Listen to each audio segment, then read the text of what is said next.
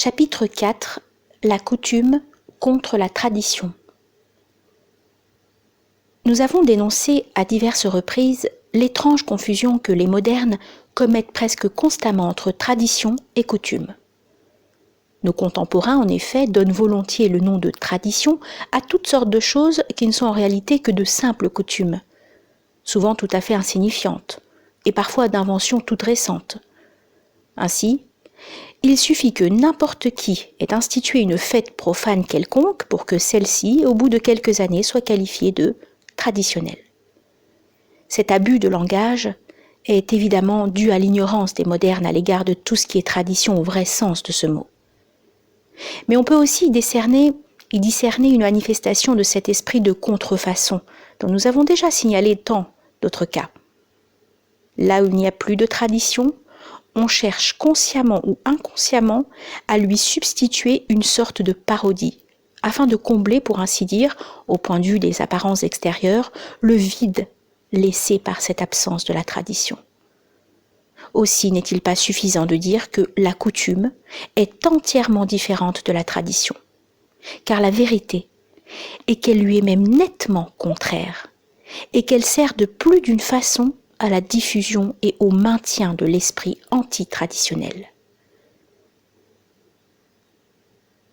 Ce qu'il faut bien comprendre avant tout, c'est ceci. Tout ce qui est d'ordre traditionnel implique essentiellement un élément supra-humain.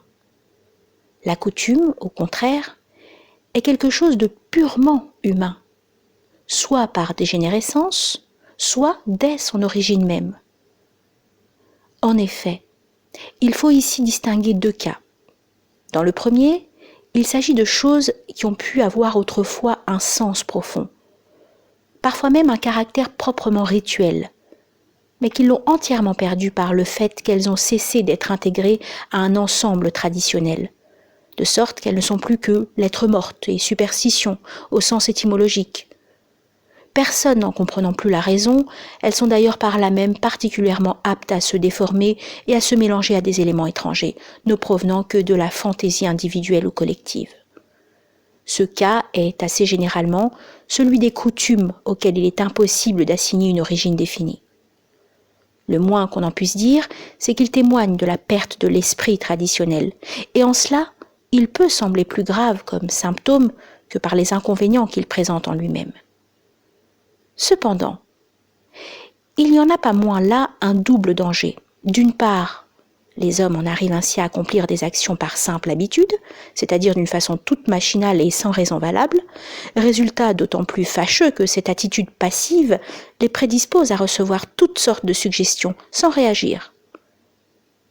D'autre part, les adversaires de la tradition, assimilant celle-ci à ces actions machinales, ne manquent pas d'en profiter pour la tourner en ridicule, de sorte que cette confusion, qui chez certains n'est pas toujours involontaire, est utilisée pour faire obstacle à toute possibilité de restauration de l'esprit traditionnel. Le second cas est celui pour lequel on peut parler proprement de contrefaçon. Les coutumes dont il vient d'être question sont encore malgré tout des vestiges de quelque chose qui a eu tout d'abord un caractère traditionnel, et à ce titre, elles peuvent ne pas paraître encore suffisamment profanes. On s'attachera donc à un stade ultérieur à les remplacer autant que possible par d'autres coutumes, celles-là entièrement inventées et qui seront acceptées d'autant plus facilement que les hommes sont déjà habitués à faire des choses dépourvues de sens. C'est là qu'intervient la suggestion à laquelle nous faisons allusion tout à l'heure. Quand un peuple a été détourné de l'accomplissement des rites traditionnels, il est encore possible qu'il sente ce qui lui manque et qu'il éprouve le besoin d'y revenir. Pour l'en empêcher, on lui donnera des pseudo-rites et on lui y imposera même s'il y a lieu. Et cette simulation des rites est quelquefois poussée si loin qu'on n'a pas de peine à y reconnaître l'intention formelle et à peine déguisée d'établir une sorte de contre-tradition. Il y a aussi, dans le même ordre, d'autres choses qui, tout en paraissant plus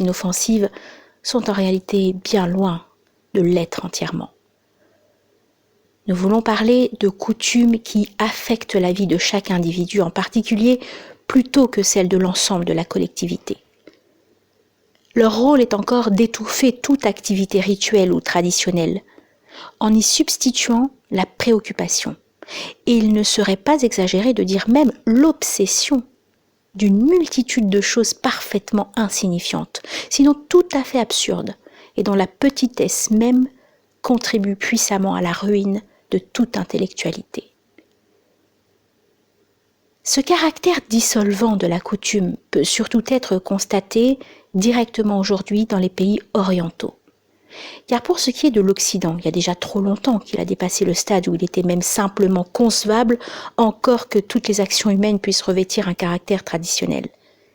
Mais là où la notion de la vie ordinaire, entendue dans le sens profane que nous avons expliqué en une autre occasion, ne s'est pas encore généralisée, on peut saisir en quelque sorte sur le fait, la façon dont une telle notion arrive à prendre corps, et le rôle qui joue la substitution de la coutume à la tradition.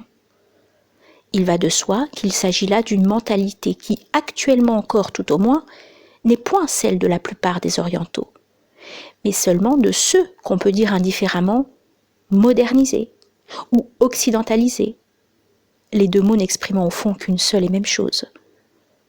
Lorsque quelqu'un agit d'une façon qu'il ne peut justifier autrement qu'en déclarant que c'est la coutume, on peut être sûr qu'on a affaire à un individu détaché de sa tradition et devenu incapable de la comprendre. Non seulement il n'en accomplit plus les rites essentiels, mais s'il en a gardé quelques observances secondaires, c'est uniquement par coutume, et pour des raisons purement humaines, parmi lesquelles le souci de l'opinion tient le plus souvent une place prépondérante, et surtout, il ne manque jamais d'observer scrupuleusement une foule de ces coutumes inventées dont nous parlions en dernier lieu, coutumes qui ne se distinguent en rien des niaiseries constituant le vulgaire savoir-vivre des occidentaux modernes, et qui même n'en sont parfois qu'une imitation pure et simple. Ce qui est peut-être le plus frappant dans ces coutumes toutes profanes, que ce soit en Orient ou en Occident, c'est ce caractère d'incroyable petitesse que nous avons déjà mentionné. Il semble qu'elle ne vise à rien d'autre qu'à retenir toute l'attention, non seulement sur des choses entièrement extérieures et vidées de toute signification, mais encore sur le détail même de ces choses, dans ce qu'il a de plus banal et de plus étroit, ce qui est évidemment un des meilleurs moyens qui puisse exister pour amener chez ceux qui s'y soumettent une véritable atrophie intellectuelle, dont ce qu'on appelle en Occident la mentalité mondaine représente l'exemple le plus achevé. Ceux chez qui les préoccupations de ce genre arrivent à prédominer, même sans atteindre ce degré extrême, sont trop manifestement incapables de concevoir aucune réalité d'ordre profond. Il y a là une incompatibilité tellement évidente qu'il serait inutile d'y insister davantage. Et il est clair aussi que ceux-là se trouvent dès lors enfermés dans le cercle de la vie ordinaire, qui n'est faite précisément que d'un épais tissu d'apparences extérieures, comme celles sur lesquelles ils ont été dressés à exercer exclusivement toute leur activité mentale.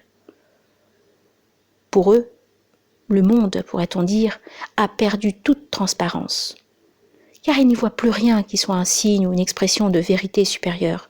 Et même si on leur parlait de ce sens inférieur des choses, de sens intérieur des choses, non seulement ils ne le comprendraient pas, mais ils commenceraient aussitôt par se demander ce que leurs pareils pourraient bien penser ou dire d'eux si par impossible il leur arrivait d'admettre un tel point de vue, et plus encore, d'y conformer leur existence. C'est en effet la crainte de l'opinion qui, plus que toute autre chose, permet à la coutume de s'imposer comme elle le fait et de prendre le caractère d'une véritable obsession. L'homme ne peut jamais agir sans quelque motif, légitime ou illégitime. Et lorsque, comme c'est le cas ici, il ne peut exister aucun motif réellement valable, puisqu'il s'agit d'actions qui n'ont véritablement aucune signification, il faut qu'il s'en trouve dans un ordre aussi bassement contingent et aussi dépourvu de toute portée effective que celui auquel appartiennent ses actions elles-mêmes. On objectera peut-être que, pour que cela soit possible, il faut qu'une opinion se soit déjà formée à l'égard des coutumes en question. Mais en fait, il suffit que celle-ci se soit établie dans un milieu très restreint, et ne fût-ce tout d'abord que sous la forme d'une simple mode, pour que ce facteur puisse entrer en jeu. De là, les coutumes, s'étant fixées par le fait même qu'on n'ose plus s'abstenir de les observer, pourront ensuite se répandre de proche en proche, et corrélativement, ce qui n'était d'abord que l'opinion de quelques-uns finira par devenir ce qu'on appelle l'opinion publique. On pourrait dire que le respect de la coutume comme telle n'est au fond rien d'autre que le respect de la sottise humaine, car c'est celle-ci qui en pareil cas s'exprime naturellement dans l'opinion.